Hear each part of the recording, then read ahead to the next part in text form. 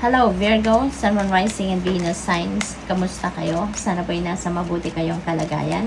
Welcome back po sa Star Tarot. Kung bago kayo rito, welcome din kayo. Thank you sa inyong support. I truly appreciate it. God bless you all, Virgo. Pauna mensahe po ninyo ay don't tolerate less than you deserve. Okay? Huwag ninyong hayaan na naririnig ko ngayon apak-apakan. So don't allow other people to do that on you. No, naapak-apakan kayo, no? Wag ninyong tanggapin, wag ninyong hayaan ng mga taong gawin ng mga bagay na 'yon na hindi niyo deserve, na hindi niyo dapat na nai-experience. Okay? What else? Manindigan kayo, no? Virgo, wag kayong masyadong mabait.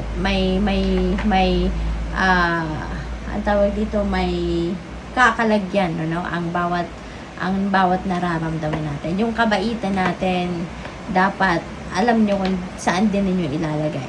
Okay? So, we have courage. Maybe you need to activate your courage and your inner strength at this time. No, for you to be able to set boundaries. Maaaring yan ang kailangan ninyo sa ngayon para hindi kayo maapak-apakan ng iba, hindi kayo maabuso ng iba in many different ways. No? So, kailangan magpakatatag kayo, tibayan ninyong loob, mag-set kayo ng healthy personal boundaries. Okay? Para hindi kayo mababypass, hindi kayo aabusuhin ng kung sino man. Okay? Kasi siguro sobrang bait ninyo, Virgo. No? Siguro okay lang kayo, no? Kaya nyo pang tiisin, okay lang sa inyo yan, yung ganon. But you need to learn, 'di ba? To set the limits.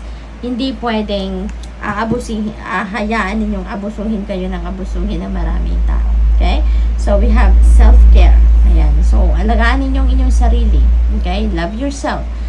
Take care of yourself. Maaring kayo, physically, emotionally, mentally overwhelmed na kayo, stressed out na kayo. So, kailangan ninyo muna ngayon na umatras kayo ng saglit lang. Atras kayo ng konti at talagaan muna ninyo ang inyong sarili. Okay? What else? We have opportunity. Wow. So, merong opportunity dito na kakatok sa buhay ninyo. And that could be in various areas of life, depende sa inyong sitwasyon. So, who knows kung anong dadating, diba, Virgo? But definitely, there is an opportunity. So, when opportunity knocks, diba? Take advantage of that. Kasi hindi dadating yan sa buhay ninyo. Hindi yan kakatok sa pinto ninyo if that is not meant for you. Okay? So, tignan natin kung ano pa ang ganap. We have fun. Ayan. So, Virgo, kailangan talaga ninyo na mag-unwind. Kailangan naman ninyo na magpahinga. Engage in playful activity, no, na magiging safe naman kayo. Okay? Hindi dapat puro trabaho, hindi puro dapat obligasyon at responsibilidad lang. Kailangan ninyo to spend time and have fun. Alright? Stop. When was the last time you had fun? When was the last time you took a chance and did something silly? Something totally unlike you. Something just for your joy of it. It's long overdue for you to let go of your analytical mind and give yourself and soul permission to have fun. Okay? So, reminder yan para sa inyo. Masyado kayong masipag, diba? You're workaholic, kaya maaring wala na kayong oras para magsaya. What else? We have gratitude, Virgo. This is a reminder for you to be grateful for everything that you have in your life. This is a reminder for you na magpasalamat kayo sa lahat ng biyaya na natatanggap ninyo from the universe, regardless kung ano man ito. Okay? Maliit man o malaki, bongga man o simple lang, regardless kung ano yan, be grateful. Okay? Kasi yung gratitude, parang susi natin yan. Para doon sa, susi natin yan doon sa mas marami pang biyaya, mas marami pang blessings, mas marami pang abundance and prosperity, no? Na dadating sa atin. So, life is one big continuous circle of giving and receiving energy. Be thankful for who and what's in your life instead of complaining about what you don't have. If you focus on gratitude, you will start to attract prosperity and abundance. See? So, napakaganda. So, tingnan natin kung ano pa. We have let go. Ayan, once you let go of the outcome, you'll be able to release all the emotional constraints that have held you back in the past. trust in the higher good and guidance of the Spirit, as we have only your best intentions at heart, and will do everything in our power to protect you. Ayan. So, Virgo, let go. Release, no? Release the control over the outcome. Kasi, ganun talaga. Kung hindi naman para sa atin, hindi yan ibibigay sa atin. If it's not meant for us, no? It won't happen. Diba? Kaya, anuhin na natin, wag na nating ipilit, no? Kung ano man ang gusto nating outcome, wag na nating isiksik yan, no? Mas mabuting is mag-surrender tayo, mas mabuting i-offer na lang natin sa Panginoon ang lahat. Kasi, kung ano naman ang best para sa atin, yun ang ibibigay sa atin, hindi ba?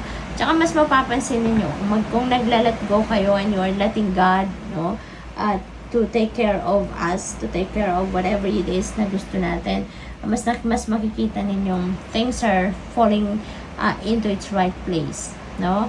Mas makikita ninyo na stress-free kayo, mas mararamdaman ninyong parang kaigaan ng inyong pakiramdam, yung gano'n. So, just let go and let God.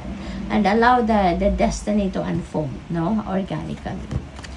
We have ground yourself. Ayan, so, nagpapakita dito no, with the self-care energy, have fun energy, tapos ground yourself.